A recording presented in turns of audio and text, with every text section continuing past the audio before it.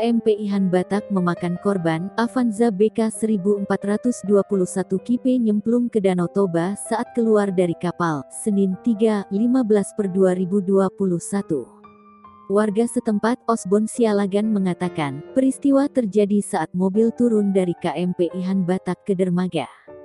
Saat Avanza BK 1421 Kipe melintas, angin berhembus kencang hingga mobil jatuh ke Danau Toba. Ada 3 penumpang yang keluar dan 1 orang tidak dapat keluar hingga membuatnya tenggelam sekitar 15 menit. Korban itu meninggal dunia.